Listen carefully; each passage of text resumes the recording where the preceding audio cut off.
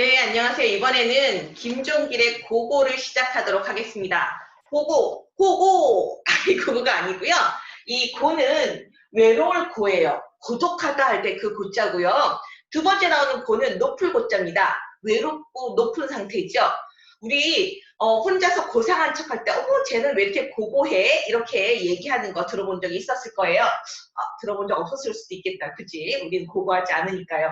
어쨌든 이 고고함이 무엇인가 하는 것에 대해서 김종길 시인은 어떻게 느끼고 어떻게 표현하고 있는지 우리 같이 고고라는 시를 통해서 보도록 할게요. 이 고고라는 시는요, 학생들이 그냥 배우지 않고 시험지에서 만났을 때는 좀 많이 이게 무슨 소린가 하고 고고함이라는 것 자체에 대한 어떤 개념이 별로 없기 때문에 이게 무슨 소린가 하고 좀 어려워하는 그런 시라고 볼 수 있으니까요. 우리 한번 배우면 또 어려운 게 다 없어지는 게 또 국어의 장점이라고 할 수가 있겠죠. 같이 보도록 할게요. 북한산이 다시 그 높이를 회복하려면 다음 겨울까지는 기다려야 한다. 산이요? 높이를 회복한대요. 그럼 산이 높아졌다, 낮아졌다 할까요? 그럴 수도 있을 수도 있겠어요. 그렇죠?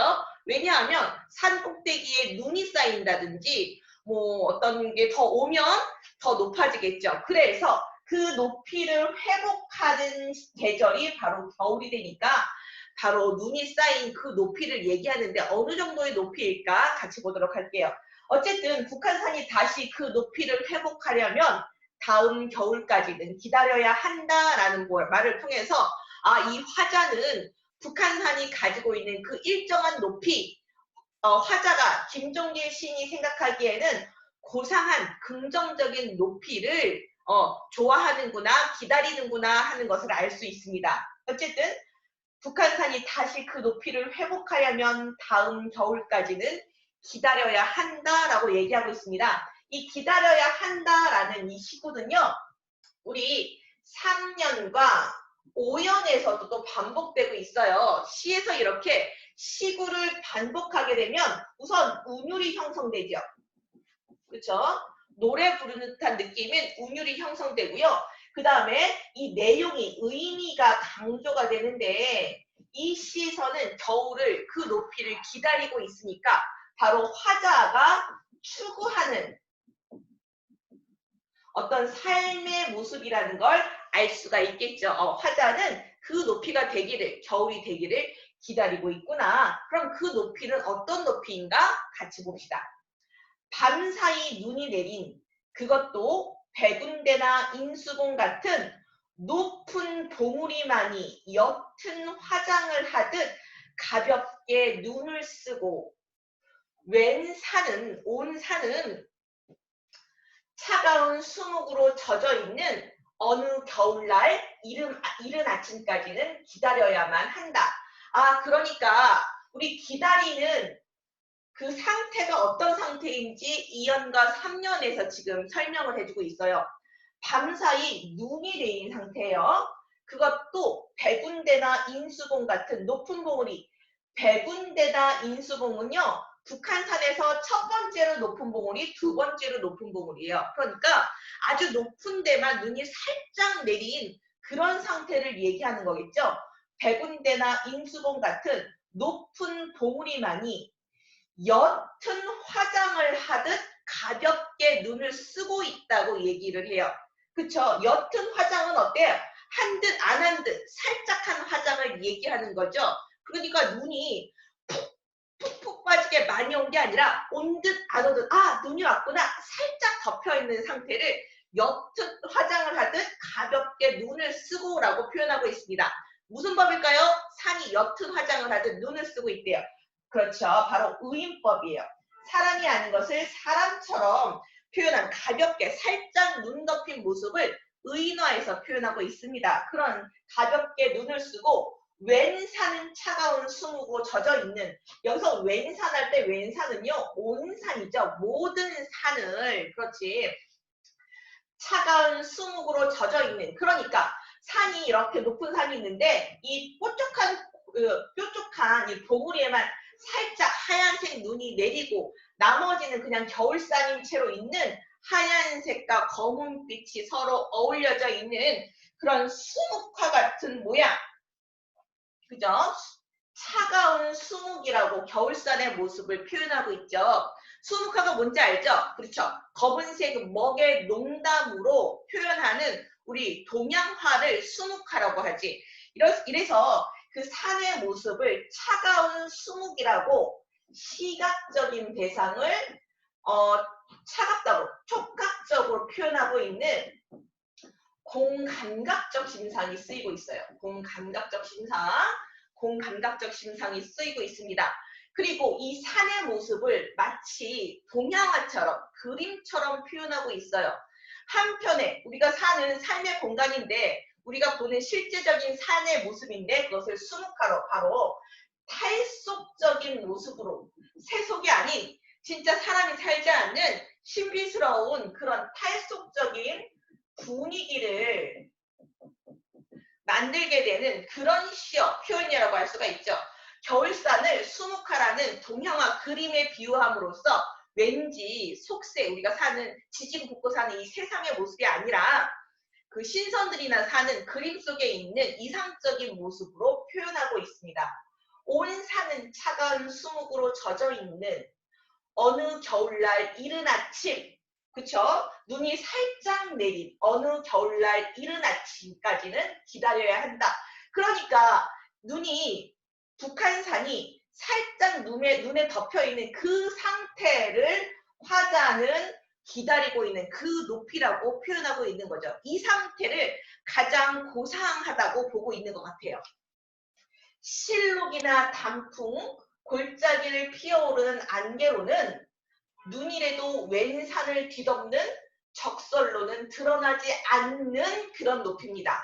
실록은요, 여름에 짙은 푸르름을 나타내죠. 단풍은 가을의 화려한 산의 모습을 얘기합니다. 골짜기를 피어오르는 안개로도 그 높이, 고고함은 표현되지가 않고요.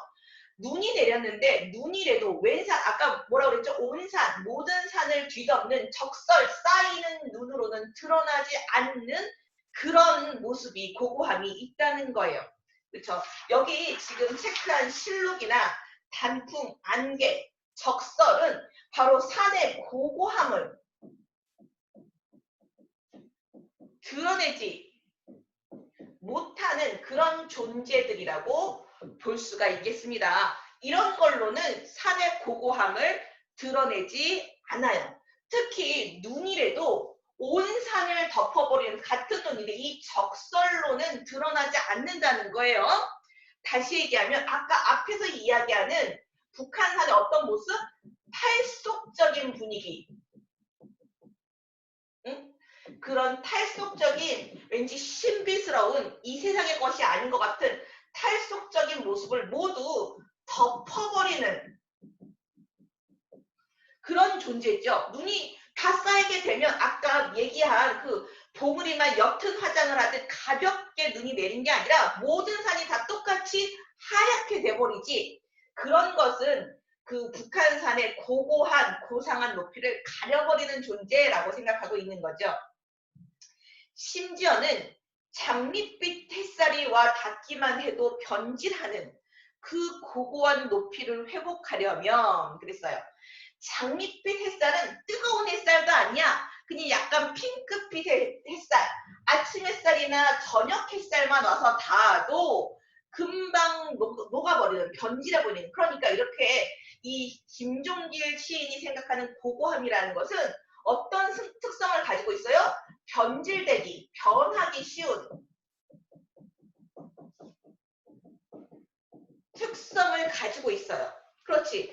그만큼 이 화자가 추구하는 고고함이라는 것은 굉장히 특별하고 순수한 떼타기 쉬운 그런 고고함을 이야기하고 있고 이 북한산의 살짝 눈 덮인 모습에서 화자는 그런 순수하고 얻기 힘든 고고함의 그런 느낌을 받았다고 보면 되겠어요. 심지어는 장밋빛 햇살이 와 닿기만 해도 변질하는 그 고고한 높이를 회복하려면 그 고고한 높이는 바로 화자가 시인이 지향하는 삶의 태도. 어떤 태도? 순수한 고상함의 태도를 그 고고한 높이라고 표현하고 있다고 보면 되겠죠. 그 고고한 높이를 회복하려면 백운대와 인수봉만이 가볍게 눈을 쓰는 어느 겨울날 이른 아침까지는 기다려야 한다라는 그런 백운대와 인수봉 가볍게 눈을 쓰는 그 겨울날 이른 아침까지는 기다려야 한다라는 구절들을 반복함으로써 시에서 말하고 싶은 의미를 강조하고 있죠. 게다가 이 시는요, 북한산이라는 시의 소재도 실제로 존재하는 산의 이름이고요. 그 다음에 백운대나 인수봉 같은 이런 봉우리의 이름도 북한산에 실제로 존재하는 그런 봉우리를 실제적인 실존하는 지명을 사용함으로써 이 시가 사실성을 가질 수 있도록 이 시를 읽으면서 이 시인 김종길 시인은 정말 북한산에서 살짝 눈 덮인 산의 모습을 보면서 고고함을 느꼈구나라고 실제로 있었던 일이구나라고 우리가 독자가 생각할 수 있을 정도로 그런 느낌을 주려고 노력한 시라고 볼 수가 있겠습니다. 그러니까 크게 어렵지는 않고 이 고고함이라는 게 어떻다? 이 시인은요, 눈이 살짝 뒤덮인 그런 북한산의 모습에서 고고함을 느꼈구나. 그런데 그 고고함이라는 건 눈이 아예 안 와도 느낄 수가 없고 눈이 많이 와도 느낄 수 없는 아주 도달하기 힘든 그런 순수하고 특별한 순간을 고고함이라고 표현하고 있구나라는 것을 알 수가 있습니다. 봅시다. 우리 뒤에 나오는 55페이지에 나오는 작품 분석하기도 같이 보도록 할게요. 여기서 시적 화자는 드러나지 않고 있죠. 그렇죠? 시적 상황은 시적 대상은 살짝 눈 덮인 북한산의 봉우리를 보고 시를 쓰고 있다고 볼 수 있습니다. 이 시의 주제는 고고한 삶의 자세를 지향하는 시인의 모습이 드러나고 있겠죠. 그 뒤에 나오는 이 시의 표현상의 특징을 선생님이 오늘 쭉 설명하면서 본인이 이 시는 어떤 특성이 있을까 정리해 보도록 하면 좋겠습니다. 그러면 다음 주에 왔을 때, 클리닉에 왔을 때 선생님하고 같이 개별 클리닉 시간에 맞춰보도록 할게요.